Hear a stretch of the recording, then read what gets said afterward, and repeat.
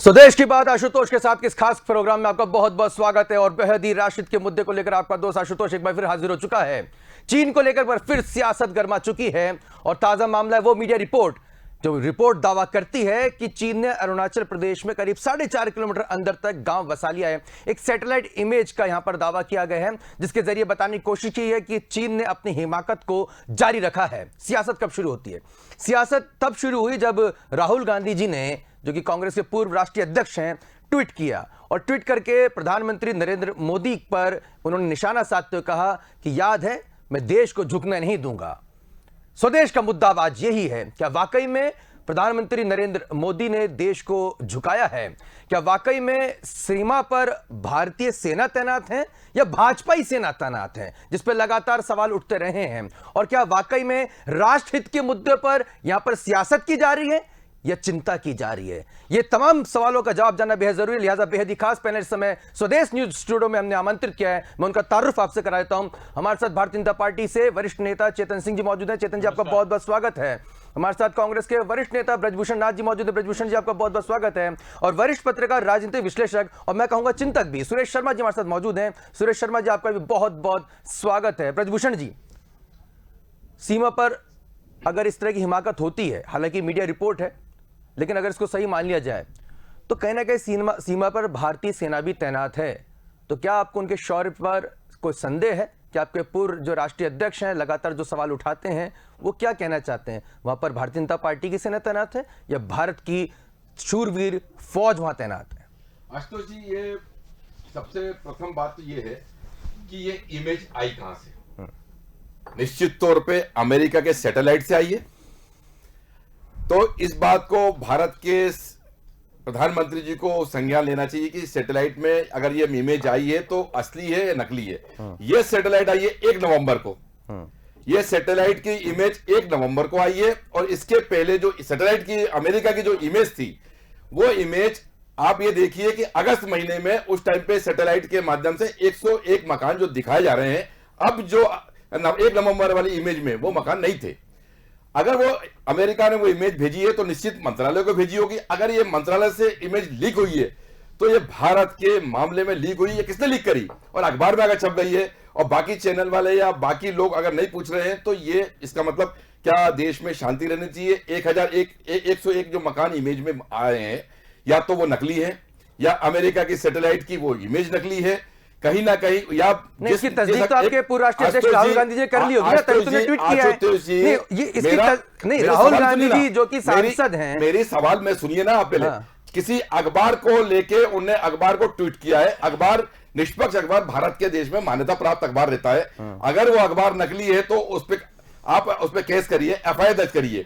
उसके बाद आप राहुल जी पे उंगली उठाइए कि ये इमेज क्यों डाली। अखबार अगर पूरे मार्केट में राहुल गांधी जी पे उंगली नहीं उठा रहे, आप समझ रहे हैं, अखबार पे उंगली उठ रही है। आप सुनिए बात को, मैं जो पूछ रहा हूं, मेरी बात सुनिए ना पहले। मैं ये कहना चाह रहा हूं कि ये इमेज अमेरिका के सैटेलाइट ने भेजी, एक अखबार ने उसको छापी। नहीं, मुझे जानकारी नहीं, मैं माफी चाह रहा हूं। किस सैटेलाइट ने भेजी मुझे जानकारी नहीं। आप अमेरिका के सैटेलाइट, मैं बोल रहा हूं अमेरिका के सैटेलाइट ने इमेज रिलीज करी और उसको अखबार में छापी। आप ये इमेज है 1 नवंबर की। इसके पहले अगस्त की जो इमेज है वो साथ में, आप गूगल सर्च करिए, वो दोनों इमेज आपके सामने है। गूगल ने भी उसको अप्रूव किया है कि हाँ, ये दोनों इमेज सही सत्यता है। पत्रकार ने छापी, पत्रकार के छापे, और राहुल जी ने ये पूछा कि हम सीना आपका जो देश नहीं झुकने दूंगा। अगर वो ने बात बोल दी तो इतनी कड़वाहट, इतनी मिर्ची किसी को लग क्यों रही है? मेरा तर्क ये है कि ये 1 नवंबर से इमेज आई थी तो कर क्या रहे हो आप लोग? क्या 101 मकान बने जब नकली है? कोई बात नहीं, हम माफी मांगते हैं कि ये मकान नकली थे और इमेज नकली थी, हम माफी मांगेंगे। लेकिन अगर ये असली है, 101 मकान बन गए, तो आप ही बताइए कि सूचना तंत्र भारत का कर क्या रहा था? 1.5 महीने से ये इमेज मार्केट में आई क्यों नहीं? ठीक है चेतन जी, अगर कहा जाता है कि अगर मजबूत विपक्ष होता है तो उसकी भी एक बड़ी जिम्मेदारी होती है, और अगर राहुल गांधी जी पूछ रहे हैं कि भाई आखिर हमारा सूचना तंत्र क्या कर रहा था, तो क्या गलत है इसमें?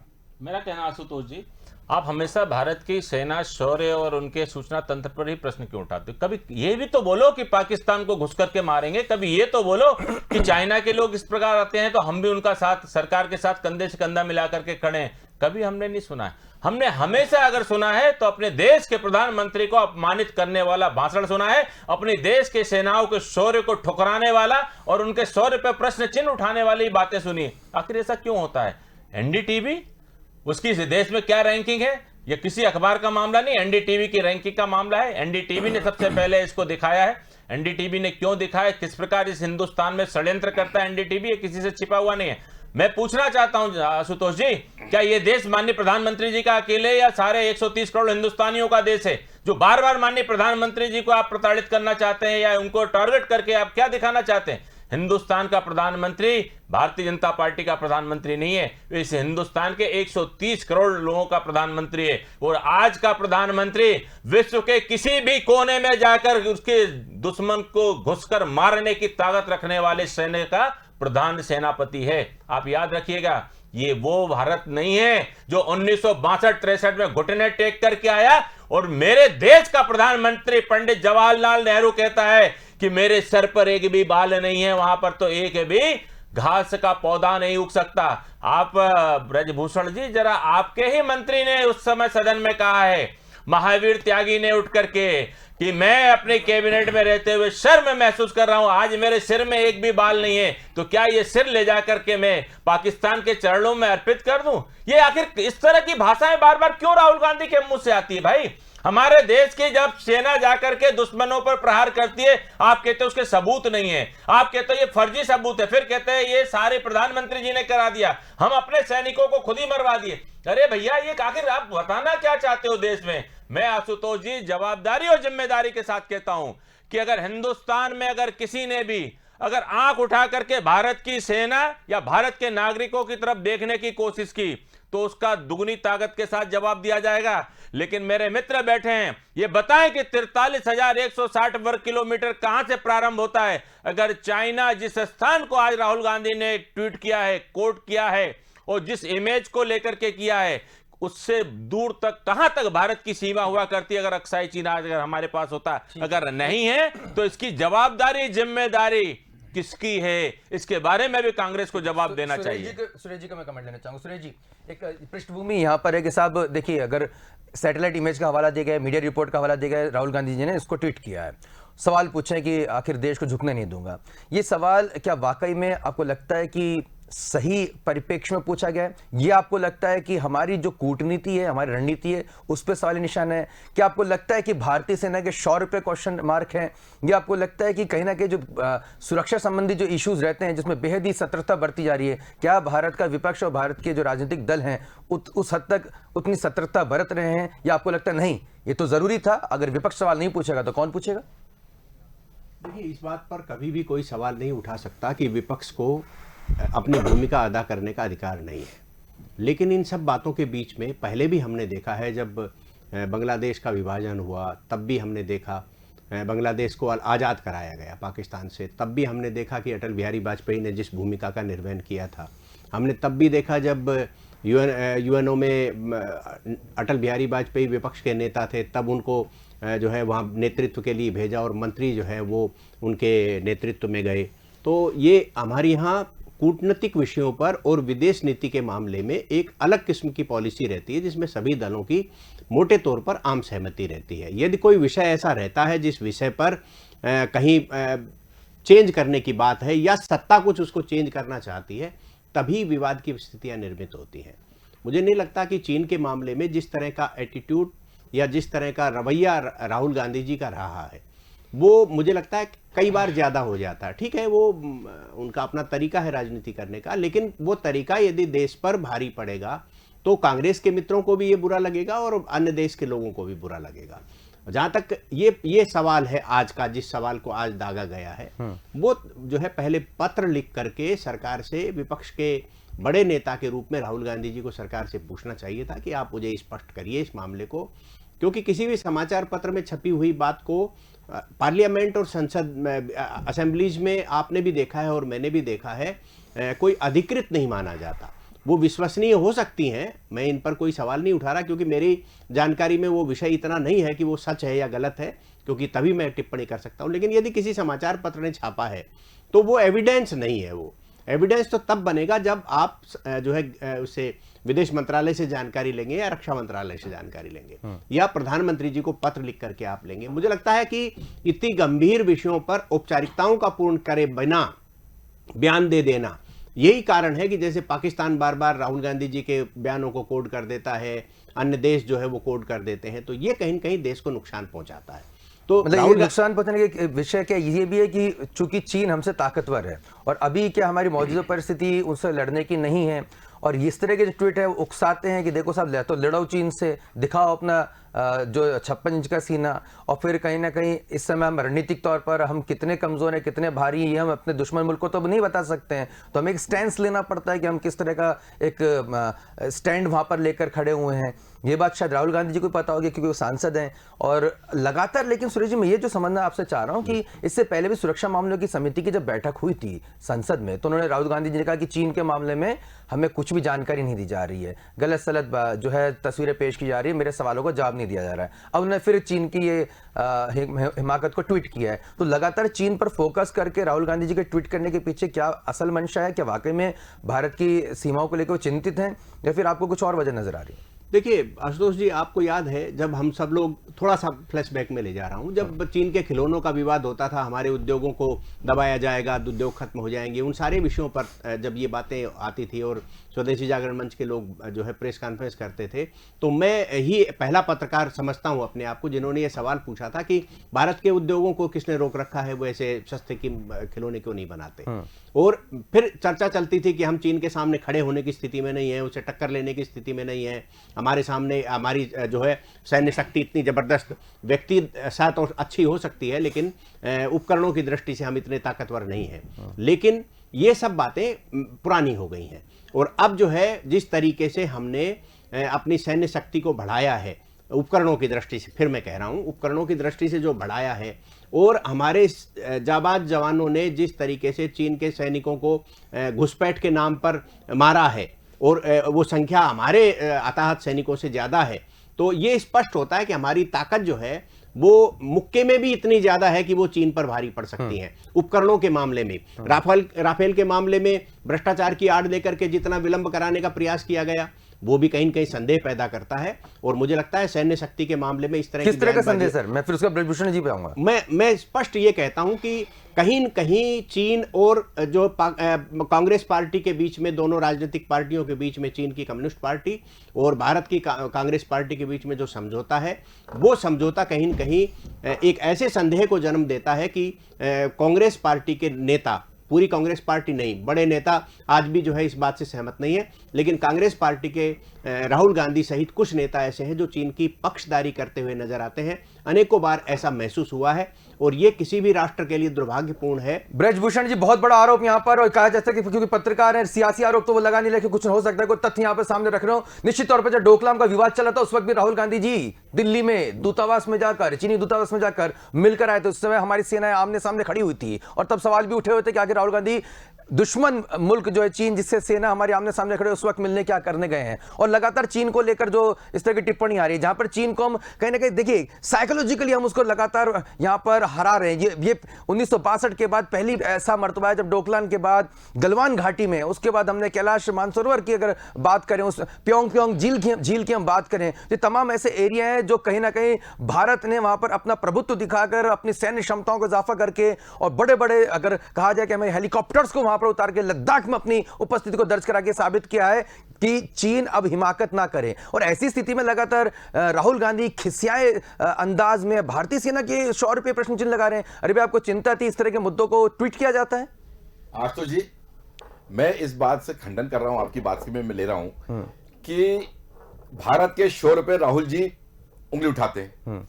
राहुल जी ने एक अखबार के कटिंग को ट्वीट किया है और सीधा सीधा पूछा है कि कहां गया, कहां मैं देश झुकने नहीं दूंगा। भारत के इसी संसद के माननीय सांसद हैं वो, इसी भारत के 135 करोड़ 130 करोड़ जो जनता के बारे में सब लोग बोलते हैं कि उसके प्रधानमंत्री हैं, तो उसी जनता में राहुल गांधी जी भी आते हैं और उन्हें पूछने का अधिकार है कि हमारे देश में हो क्या रहा है ये। आप ये देखिए कि अभी हरी भूमि की बात आई, वो अखबार का कटिंग है जी। मैं आपको एक सैटेलाइट और दिखाऊंगा, गूगल पे आप सर्च करिए, जनसत्ता ने उसको अपलोड किया है। मैं सब क्या सभी अखबार फर्जी हो गए क्या? और अगर मैं राहुल जी या कांग्रेस के आइडियो या देश की जनता अगर ये सवाल पूछे तो भारत के नहीं, मतलब शोर उसके पीछे मंशा क्या बहुत- और समझिए नहीं, तो नहीं, मैं चेतन भारत जी के से शोर पूछूंगा पे- ना। भारत के शोर पे उंगली उठाने का अब तर्क नहीं हुआ। हाँ, मतलब किस सुषमा स्वराज, एक मिनट में बता नहीं, रहा आप क्या कहना चाह रहे हो कि प्रधानमंत्री नरेंद्र मैं- मोदी जी ने वहां पर आदरणीय, मेरी बात नहीं, सुनिए। आप क्या कहना चाह रहे हैं कि प्रधानमंत्री नरेंद्र मोदी जी ने, भाजपा सरकार ने वहां पर चीन को कहा कि गांव बसा लो? मैं ये कह रहा हूं कि मंशा क्या है? प्रधानमंत्री जी से अगर पूछा है हाँ। कि 101 मकान यहां बन गए और 1.5 साल में बन गए, तो अपनी आप क्या कर रहे थे और ऐसा ठीक है, क्यों हुआ? ठीक अगर है। ये सवाल गलत चेतन है, जी, अगर ये सवाल गलत है, हाँ। तो मैं समझता हूं कि देश में सबको रहने का अधिकार भी गलत है। आप ठीक, सबको एक- पाकिस्तान, चेतन चाइना जी, भेज दीजिए ना। चेतन आप जी, क्यों रख रहे हैं भारत के चेतन अंदर जी, लोगों सुरेश को? जी ने तो साफ कह अगर- दिया, आप मेरी बात सुरेश जी ने तो सुनिए साफ कह दिया, एक मिनट ब्रजभूषण जी, आपका सवाल ले रहा हूं। सुरेश जी ने तो साफ कह दिया साहब, कांग्रेस पार्टी के कुछ नेताओं का और चीन की कम्युनिस्ट पार्टी के नेताओं का या पार्टी का आपस में कुछ साठगांठ है। बिल्कुल, मैंने मान ये मैं- सुरेश अगर जी ये का स्टेटमेंट शर्मा है, जी ये के- सुरेश शर्मा जी का बिल्कुल, स्टेटमेंट है, ठीक है। सुरेश शर्मा जी का स्टेटमेंट है, लेकिन ब्रजभूषण जी का सवाल, प्रधानमंत्री जी को दे दें। मैं आप ही का सवाल ले रहा हूं। पहुंचा दें। ठीक है। कहां मना आपके कोर्ट है, न्यायालय है, हाँ। इस देश में जो गद्दारी करे उसको आपको जेल में डाल देना चाहिए, फांसी दे देना चाहिए। नहीं, किसने एक मना किया पत्रकार आपको? ने अपने विचार यहाँ पर रखे हैं, उसके पीछे उनके फैक्ट्स हो सकते हैं, आप पूछ सकते हैं, आप मेरी उनसे बात पूछ लीजिएगा। सुनिए ना, मैं लेकिन कहना मैं चाह रहा हूं। आप ही का सवाल चेतन जी से आप- पूछ रहा हूं। चेतन जी, मैं- ब्रजभूषण जी पहले ने, मेरी अरे बात सुन लीजिए आप ही का सवाल पूछ रहा अरे हूं। मेरी बात तो खत्म होनी है पहले।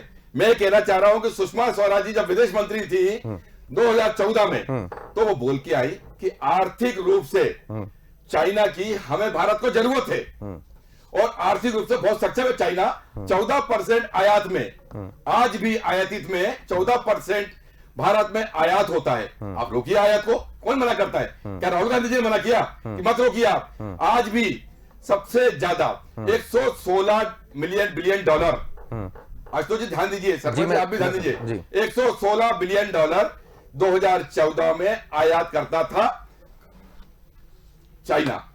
आज की तारीख में 160 बिलियन डॉलर धंधा कर रहा है चाइना। कौन रोक रहा है आपको? बंद करिए, पूरे धंधे बंद कराइए आप उनके, फार्मा के धंधे बंद कराइए, जो ट्रेनें बनवा रहे बंद कराइए, जो आपने सरदार वल्लभ भाई पटेल की मूर्ति बनवाई बंद कराइए आप। कितने रोका आप लोग को? आप एक तरफ तो धंधा करोगे उनके साथ, और ऊपर से अगर वो कब्जा करते जा रहे हैं अरुणाचल प्रदेश में, मतलब हम जवाब भी नहीं लेंगे। आप भी कहीं ना कहीं साठगांठ के आरोप लगभग लगा रहे हैं। चेतन जी, देखिए मेरे मित्र जो वो कहें, मुझे उसमें कोई आपत्ति नहीं, क्योंकि विपक्ष का काम है आरोप लगाना। लेकिन बहुत संजीदगी के साथ पूछना चाहता हूं कि राफेल को लेकर के, राफेल की डील को रोकने का प्रयास आखिर राहुल गांधी ने एड़ी से लेकर के चोटी तक का जोर क्यों लगाया? आप बता सकते हैं क्यों लगाया? नहीं, राफेल को लेकर के राफेल पाएंगे मैं- चेतन जी, मैं- लेकिन मैं आ रहा सवाल हूं। उन्होंने ये पूछा है नहीं, कि मैं आ अगर रहा हूं। अगर मैं जो सवाल अगर आ रहा हूं, अगर ये पूछा चेतन जा भाई, रहा है मैं आ रहा हूं, कि उसी पर आ रहा हूं। मीडिया रिपोर्ट के हवाला देकर पूछा जा रहा है, हालांकि मैं सुरेश जी ने बताया कि भाई ये बहुत ही संजीदा मामला है, इसको संसद में पूछा जाना चाहिए था, और इसको कहीं ना कहीं देखो आशुतोष जी, क्या है, मैं उसी पर आ रहा हूं। हाँ। आपको याद होगा डोकलाम का प्रकरण है ना, डोकलाम के प्रकरण में राहुल गांधी ने क्या कहा था कि भारत के सैनिकों को निहत्थे मरवा दिया, और भारत की सेना ने अपनी तरफ से 24 लोगों के मारे जाने की पुष्टि भी की। और इनके ही राहुल गांधी इस तरह से कसीदे पढ़ते थे कि भारत के सैनिक मर गए तो इनकी आत्मा को जैसे बहुत शांति हुई, क्योंकि उस समय कोई पुष्ट खबर नहीं थी कि चाइना के सैनिक भी मारे गए।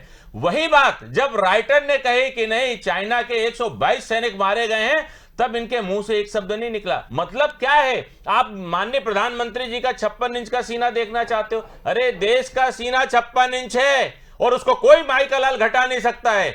वो दिन गए जब भारत को लोगों ने गिराने की लाख कोशिश की, लेकिन गिरा नहीं पाए। अभी आज का एक घटनाक्रम मैं आपको बताता हूं, शायद उसको आपको समझ में आएगा।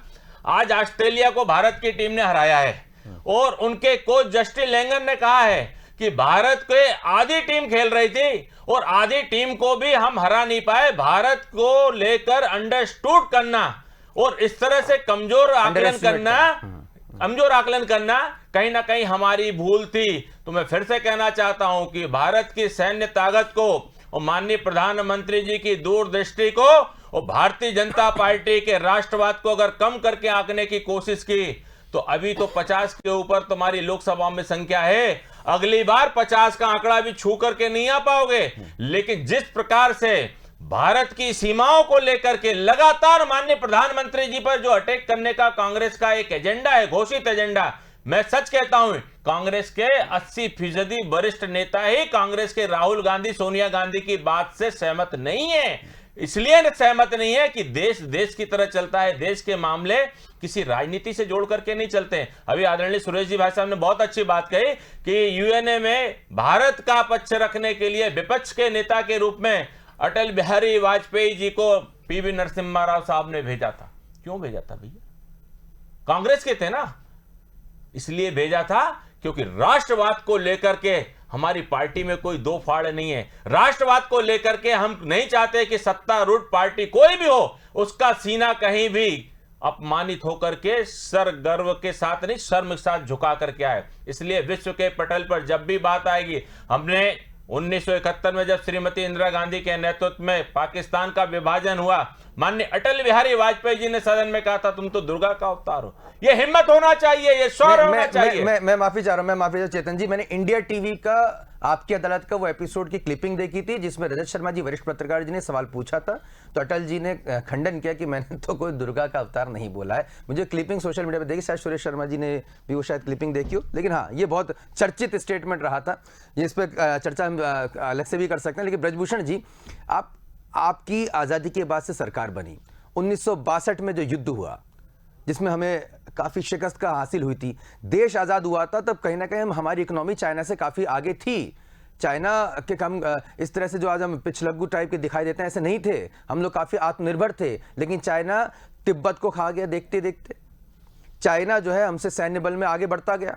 तो ये उस आपकी सरकार थी, तो आपने शुरुआत से ही सैन्य बलों को लेकर क्या कुछ कार्रवाई नहीं की। और मैंने तो ये भी पढ़ा है कि नेहरू जी ने तो कहा था कि साहब हमें तो सेना की जरूरत ही नहीं है, हमें तो जरूरत ही नहीं है। और उसके बाद पंचशील सिद्धांत जो दिए गए थे, हिंदी चीनी भाई भाई, और उसको उस पर भरोसा भी कर लिया गया। उस वक्त के जो हमारे देश के जो रक्षा मंत्री थे, मेरे ख्याल से मेनन साहब थे सर जी, उन्होंने जिस तरह के स्टेटमेंट दिए थे, तो ये तो आप ही की सरकार को, अगर देश की अगर सैन्य क्षमताओं को इजाफा करना है, आज एक राफेल का अगर लड़ाकू विमान हमें लेना होता है तो उसके लिए कई सालों तक इंतजार करना पड़ता। हमारी ब्यूरोक्रेसी ऐसी है, हम रातों रात एकदम से हमारी सैन्य क्षमताओं को इजाफा नहीं कर सकते हैं। और उस पर राष्ट्रीय और अंतर्राष्ट्रीय दबाव वैसे भी रहता है, अंदरूनी दबाव भी रहता है और अंतर्राष्ट्रीय दबाव भी रहता है। तो देश को अगर सैन्य क्षमताओं में इजाफा करना होगा तो कुछ वक्त लग सकता है। एक बड़ा जो दशक है आपकी सरकारें रही थी, क्यों नहीं आपने हमें खड़ा कर दिया, आपकी सरकारों ने, कांग्रेस सरकारों ने, कि चाइना जैसा मुल्क हमें आंखें कभी तरेर नहीं पाता। क्यों नहीं हम 1962 में उसको मुंह तोड़ जवाब दे पाते? क्यों नहीं हमारी एयरफोर्स को वहां पर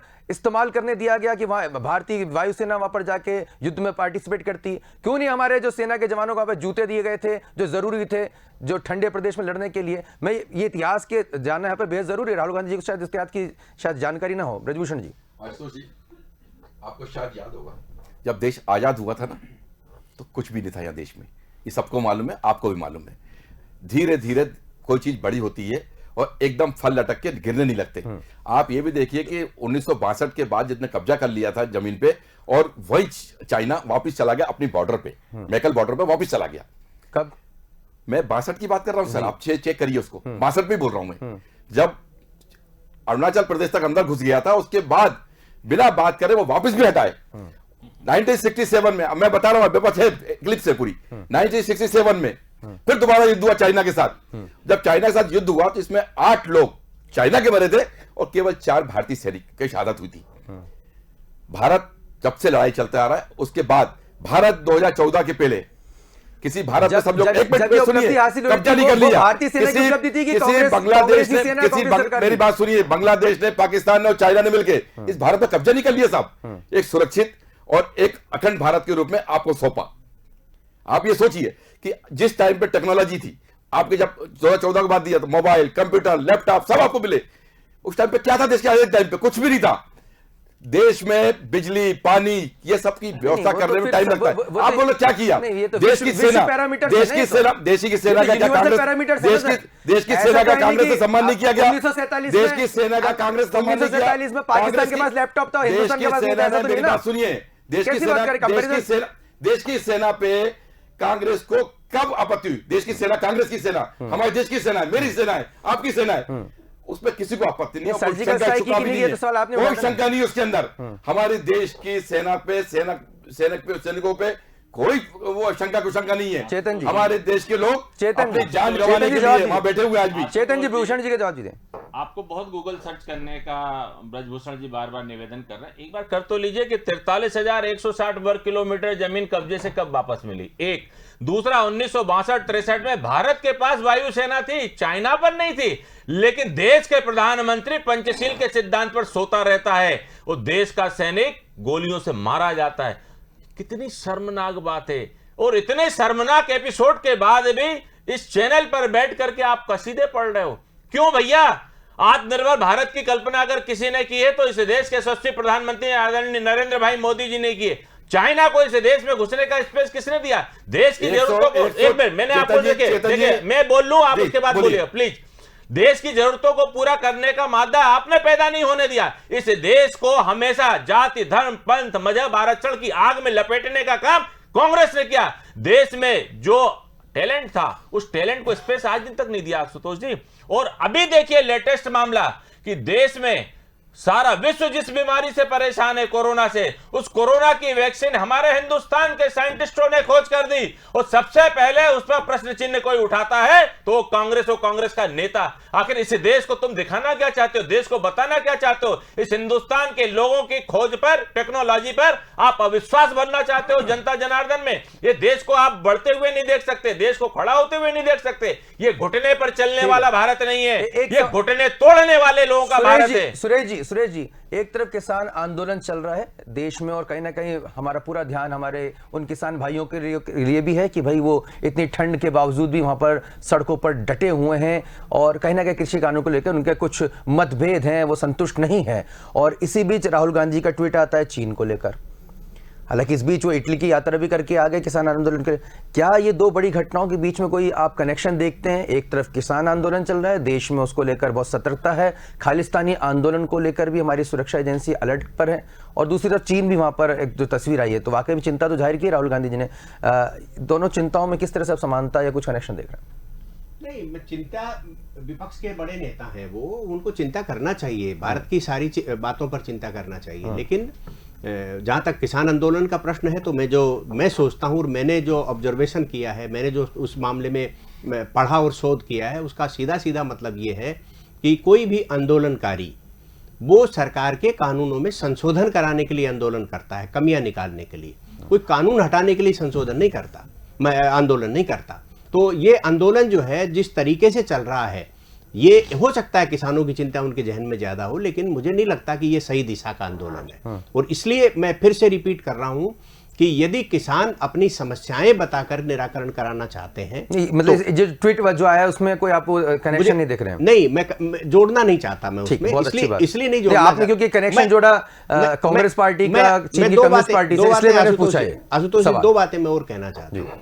देखिए क्या होता है, व्यवसाय और जो दूसरे पक्ष है, देखिए व्यवसाय का प्रतिबंध चीन के बारे में जिनको कहते हैं कि रोकने वाला कोई निर्णय अभी सरकार की तरफ से नहीं लिया गया, लेकिन जो अनवांटेड जो हमारे जो बोझ था राजस्व प्राप्ति का, हमारे सर पर वजन लगता था, उस पर सरकार ने कदम उठाए हैं। जैसे एप्स वगैरह को बंद किया है, उसके माध्यम से जो राजस्व प्राप्तियां उनकी कंपनियां कर रही थी। क्या भारत वाकई में हिचकता है? जब पाकिस्तान की बात आती है तो कहीं ना कहीं हम बहुत आक्रामक होते हैं। चीन को लेकर अभी भी हम उस स्थिति में नहीं आ पाए कि हम उनको आंखों में आंख डालकर जो है, क्योंकि हालांकि तस्वीरें आ रही हैं, हमारी भारतीय सेना के शौर्य ने पूरे विश्व का अचंभित कर दिया है। नहीं आशुतोष जी, पाकिस्तान के साथ भी मुझे नहीं लगता कि अभी व्यापार पूर्ण तौर पर बंद है। मुझे जानकारी है कि व्यापार चल रहा है, तो व्यापार बंद करना एक अलग विषय होता है, युद्ध वाली परिस्थितियां निर्मित होना एक दूसरा पक्ष होता है। और चीन का जो व्यवहार है वो सदैव ही ऐसा रहा है, वो केवल भारत के साथ है ऐसा नहीं है, वो हांगकांग के साथ भी ऐसा ही है, अन्य पड़ोसी देशों के साथ भी ऐसा ही है, नेपाल के साथ भी ऐसा ही हुआ है। तो ये उस परिस्थिति से कूटनीतिक संदर्भ में कितना हम जीत करके निकल सकते हैं, हर चीज का अर्थ ये नहीं है कि जैसे राहुल गांधी जी कहते हैं और मेरे कई अन्य मित्र कहते हैं कि प्रधानमंत्री जी को चीन का नाम लेके बोलना चाहिए। क्या जरूरत है? सब समझ में तो आ जाता है कौन किसके बारे में बोल रहा है। तो कई बार कूटनीति ऐसी होती है कि हमें सारे व्यवस्थाओं को, क्योंकि चीन और भारत के बीच में कभी संबंध नहीं रहेंगे ऐसा तो मामला मुझे नहीं लगता, लेकिन पहला ऐसा अवसर है आजादी के 7 दशक बाद कि किसी भी प्रधानमंत्री ने चीन के खिलाफ एक्शन लिया है, ये जो एप्स वगैरह बंद करके। तो मुझे ये लगता है।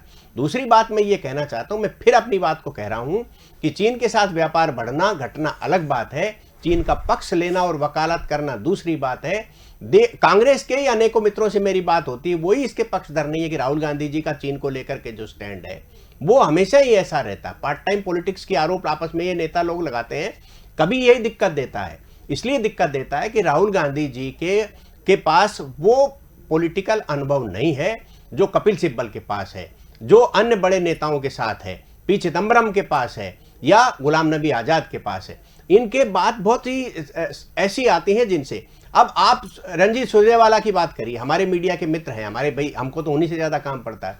उनकी आप टोन देखिए, क्या हम ऐसे शब्दों का इस्तेमाल करके बात करेंगे जो शब्द संसदीय प्रणाली में लागू ही नहीं होते? गालियां निकाल रहे हैं एक दूसरे को। इसका मतलब ये होता है कि आपके द्वारा की गई, आपके शब्दकोश में वो शब्द नहीं है जो पॉलिटिकल प्रहार करा करते थे। हमने तो बड़े से लगा करके मध्यम श्रेणी के नेताओं को सुना है। ठीक है। तो वो जो है आज डाउन हो रहा है। फिर मैं अपनी बात को वहीं ले जा रहा हूं। चीन के बारे में बोलने से पहले भारत की अस्मिता का ध्यान रखना बहुत जरूरी है। हमारी ड्यूटी चीन की वकालत करने की नहीं है। भारतीय राजनेता चाहे वो किसी भी पार्टी का हो, उसकी ड्यूटी जो है भारत के आत्मविश्वास को बनाए और जगाए रखने के बारे में है। ठीक है ब्रजभूषण जी, क्योंकि अंतिम जो है डिबेट का दौर आ चुका है, मैं एक बहुत ही समान मैं आपके पक्ष रखना चाहता हूँ। शर्मा जी, नहीं, मैं सवाल लेना चाहता हूँ सर, बहुत सिंपल सवाल है, बहुत ही हाँ या ना में चाहता हूँ उसको एलोबरेट भी कर सकते हैं, कम शब्दों में कीजिएगा। ब्रजभूषण जी, क्या आपको लगता है कि भारत इस समय, या भारत की सेना या भारत का सैन्य सामर्थ्य इस हद तक पहुंच चुका है जहां हम चीन के खिलाफ सीधी तौर पर लड़ाई छेड़ सकते हैं? क्योंकि ये कंसीडर करते हुए भी कि पाकिस्तान भी ताक लगाए बैठा हुआ है, हमारा दुश्मन पड़ोसी मुल्क है। क्या आपको लगता है कि भारत इस स्थिति में है, और ऐसी स्थिति में होने के बावजूद भी भारत की जो केंद्र सरकार है वो भारतीय सेना को हरी झंडी नहीं दे रही है, और यही वजह कि चीन जो है वहां पर गांव बसा रहा है? क्या आपको ऐसा लगता है, आपकी पार्टी को ऐसा लगता है? बहुत स्पष्ट सवाल है के अलावा मेरी पर्सनल राय है। अब पर्सनल नहीं, आपके राहुल गांधी जी ने ट्वीट किया। बिल्कुल जी, आप राहुल गांधी जी से आ रहे हैं। हाँ, तो मेरे एक तर्क है जी कि तर्क नहीं, मैं बहुत सीधा सवाल पूछा मैंने आपका। जी। क्या भारत, आपको लगता है कि भारत इतना सामर्थ्यवान है, हमारी सेना इतनी सामर्थ्यशाली है कि हम बिल्कुल सीधे तौर पर लड़ाई लड़ें? बिल्कुल निश्चित तौर पर लड़ना भी चाहिए अगर ऐसा कुछ है तो, और भारत के एक एक इंच के लिए हमें लड़ना चाहिए। परमाणु शक्ति के रूप में हम लोग विद्वान हैं। तो क्या केंद्र सरकार ने रोक रखा है? सुनिए ना, परमाणु शक्ति के रूप में विद्वान है, और भारत किसी से भी लड़ने के लिए सक्षम है, लेकिन लड़ाई समाधान नहीं है किसी मामले का। अगर मेरी बात सुन तो आशुतोष जी, मेरा तर्क सीधा सीधा ये है पार्टी के पक्ष में कि इस बात को जानने का एक एक देश के नागरिक को अधिकार नहीं, क्योंकि नहीं, बिल्कुल मैं ये पूछ रहा हूँ कि जब देश के रक्षा अधिकार होना चाहिए, जानने का माध्यम क्या है? माध्यम, अगर ये अखबार जनसत्ता जैसे अखबार अगर ये 2 इमेज डाल रहा है, तो कल प्रधानमंत्री जी को डीपीआर को फोन करके इस अखबार को बंद कर देना चाहिए। नंबर 1, ना ये आएगा और ना राहुल गांधी जी सवाल उठा पाएंगे। जो अखबार इस प्रकार से खबरें चला रहा है, इस प्रकार से उस अखबार को, एनडीटीवी की बात करिए चेतन जी, एनडीटीवी का आप लाइसेंस निरस्त कर दीजिए, यही रास्ता है। इसके अलावा आप जब एनडीटीवी और हरिभूमि और अखबार नहीं चलाएगा तो राहुल गांधी जी सवाल नहीं उठा पाएंगे। एक सवाल, सबसे बढ़िया समाधान तो ये है, प्रधानमंत्री जी को अगर ये इमेज असली है तो हम ये कह रहे हैं कि युद्ध समाधान नहीं है, लेकिन संज्ञान प्रधानमंत्री जी को और देश के रक्षा मंत्री को लेना चाहिए।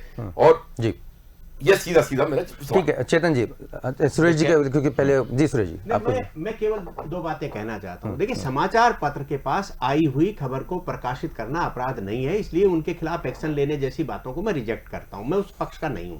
मैं ये मान करके चलता हूं कि आपको यदि ट्वीट के माध्यम से जानकारी लेना है या सरकार को पत्र लिख करके जानकारी लेना है, आप बड़े नेता हैं, राष्ट्रीय पार्टी के, बड़ी पार्टी के, जिसने 50 वर्ष देश पर राज किया, उसके आप अध्यक्ष रह चुके हैं, तो आप सरकार को पत्र लिखिए और पत्र का इंतजार करिए। आपको इतनी जल्दी क्या, जानकारी भी नहीं मांगे जा रही, वो तो कह रहे याद है देश को झुकने नहीं दूंगा। व्यंग्यबाजी करने की बजाय आप देश से पहले प्रधानमंत्री से, रक्षा मंत्रालय से जानकारी लीजिए। और आप बचकानी हरकतें क्यों कर रहे हैं? आप इतने बड़े आदमी हैं, इतने बड़े खानदान के व्यक्ति हैं आप, तो आपका तो स्तर जो है बहुत ऊंचा होना चाहिए भाई। ये कैसे हो सकता है कि आप एक अखबार में छपी हुई क्लिपिंग के, आप यानी अखबार के जो है प्रचारक हो गए हैं, उसकी पब्लिसिटी कर रहे हैं आप, किस अखबार ने छापी है। इसके खिलाफ डिफॉर्मेशन की बात करना चाहिए, इसके खिलाफ एक्शन लेने की बात जो है आप करते, समझ में आती बात। आप जो है उसको जोड़ करके केवल ये कह रहे हैं कि आप सीना बताइए, आप अपनी क्षमता बताइए। मैं आशुतोष जी एक लाइन कह करके अपनी बात समाप्त कर रहा हूं। हमसे ज्यादा शक्तिशाली चीन है, ऐसा हम सब लोग कहते रहे हैं ना, तो आज तक उसके ज्यादा सैनिक मरने के बाद उसने हम पर अटैक क्यों नहीं किया? ये कोई तुक नहीं है ना, अटैक करना समाधान नहीं। सबको मालूम है अमेरिका अपना बेड़ा भेज चुका था, जापान जर्मनी ने अपने बारे में बोल दिया था, भारत के पक्ष में कितने देश खड़े थे। चीन मालूम है कि उसके ऊपर जो है सेंसेक्स लगाए गए थे चीन के ऊपर अमेरिका की ओर से। उनने अपने व्यापार व्यवसाय को बंद कर दिया। हांगकांग के मामले में अमेरिका का स्टैंड स्पष्ट आ गया था। आप इन सारी चीजों को देखिए, युद्ध करना कोई वो नहीं है। और आप युद्ध के लिए प्रवोक क्यों कर रहे हैं?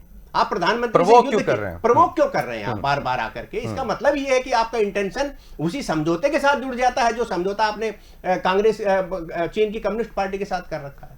बहुत बड़ी बात यहाँ पे कही। चेतन जी, देखिए आशुतोष जी, हमारे सरकार की नीति है कि सबका साथ, सबका विकास और सबका विश्वास, ये केंद्र सरकार की नीति है। निश्चित रूप से इस नीति पर चलते हुए जिस प्रकार की घटनाएं आ रही हैं, तो इसमें भी पहले बात फिर मुलाकात, और जो युद्ध, सब मानते हैं कि युद्ध किसी भी समस्या का समाधान नहीं हो सकता है।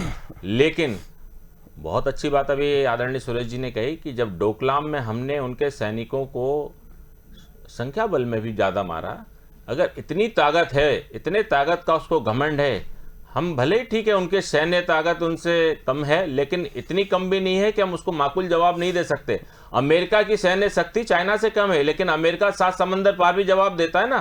टेक्नोलॉजी है, शौर्य है, उसके पास सारे संसाधन हैं। और ये हिंदुस्तान में पहली बार हुआ है। इससे पहले तो आपको याद होगा ना कि जब भी हमारा चाइना तो जब युद्ध हुआ तब तो ऐसे कोई विषय नहीं था अमेरिका का, लेकिन जब भी पाकिस्तान से हमारा युद्ध हुआ तो अमेरिका का 7वां बेड़ा हमारे खिलाफ लड़ने को आ गया, हमारे खिलाफ। और इस बार देखिए कि जब डोकलाम की घटना हुई, जब इस प्रकार की सेनाएं आमने सामने थी, तो वर्ल्ड के 17 कंट्रियों ने कहा था कि अगर भारत की तरफ चाइना तूने आंख भी उठाई तो हमारे यहां से भी मिसाइलें तेरी ओर चलना चालू हो जाएंगी। ये भारत की कूटनीतिक सफलता है। विश्व के पटल पर आज हम गर्व के साथ कह सकते हैं, मैं केवल भाजपा कारण नहीं कह रहा हूं, मैं भारत की कूटनीतिक सफलता के लिए माननीय नरेंद्र भाई मोदी जी को बधाई देना चाहता हूं कि जो देश हमसे पहले दूरियां रखते थे, वे सारे के सारे देश आज माननीय प्रधानमंत्री जी के व्यक्तित्व के कारण नजदीकियां रखना चाहते हैं। ये हमारी सफलता है, ये हमारे 130 करोड़ आम हिंदुस्तानियों की सफलता है। ये भाजपा की सफलता नहीं है, ये 130 करोड़ देशवासियों की सफलता है। कम से कम बात करते में, देश के बातों को रखने में या बात की समस्याओं को समाधान करने में हमको राजनीतिक दलों को दूरी रख करके देश की समस्याओं का समाधान देश की प्राथमिकता के आधार पर तय करना होगा, न कि राजनीतिक दल की प्राथमिकता के आधार पर। जैसा कि राहुल गांधी जी ने ट्वीट करके कहा है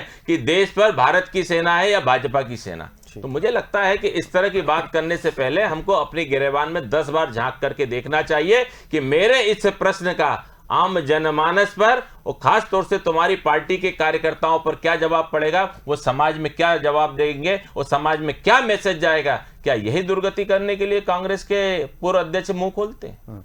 ठीक है, बहुत बहुत शुक्रिया। आप तीनों ही महत्वपूर्ण गेस्ट का एक महत्वपूर्ण चर्चा यहाँ पर थी। और निश्चित तौर पर जब हम बात करते हैं भारतीय सीमाओं से जुड़ी हुई, तो बहुत ही सेंसिटिव इशू होता है। और जब कांग्रेस पार्टी कहती है कि साहब देखिए भारतीय जनता पार्टी तो कहीं नहीं थी आज़ादी के आंदोलन की तरफ, तो कहीं ना कहीं ये सवाल भी उठता है कि अगर आज़ादी के आंदोलन के दौरान भारतीय जनता पार्टी में मौजूद नहीं थी तो फिर भारत के टुकड़े कैसे हुए, कैसे भारत के टुकड़ों में से कभी पाकिस्तान को पनपा दिया गया, कभी बांग्लादेश को वहाँ पर बना दिया गया, पूर्वी पाकिस्तान बना दिया गया, कभी तिब्बत जो है वो जो बफर स्टेट हुआ करता था वो चीन ने हथिया लिया। तो ये क्या ये सवालों के जवाब आखिर कौन देगा? और जब कालांतर में जब हमें लगातार कमज़ोर किया गया, आत्मनिर्भर नहीं बनाया गया, और अब देश जब आगे बढ़ रहा है तो सवाल उठ रहे हैं। लेकिन निश्चित तौर पर विपक्ष का पूरा अधिकार है सवाल उठाने का। राहुल गांधी जी सवाल जरूर उठाए हैं, लेकिन क्या ये सही प्लेटफॉर्म था? क्योंकि ऐसे वक्त पे जब हमारी सीमाओं पर सेना आमने सामने खड़ी हुई है, ठंड के -30 डिग्री तापमान में हमारे सेना के जो जवान हैं वहां पर मोर्चा ले रहे हैं, उनको फिर इस तरह के ट्वीट कि देखो आप तो लद्दाख में मोर्चा ले रहे हो, वहां पे अरुणाचल में घुस गया। तो ये कहने की जो स्ट्रेटेजी है, सैन्य कमांडर जो है जो अपने निर्देश दे रहे होंगे, उन्हें भी बड़ी दिक्कत आती होंगी इस तरह के ट्वीट से, क्योंकि ये बहुत रणनीतिक मामले होते हैं। उम्मीद करते हैं कि ऐसे मामलों पर बहुत ही संजीदा सभी जो राजनीतिक पार्टियां इसमें संजीदगी बरतेंगी और भारतीय सेना के शौर्य पे कोई शक यहां पर नहीं उठता है। फिलहाल मुझे यानी आशुतोष को दीजिए इजाजत। देखते रहिए स्वदेश न्यूज। नमस्कार।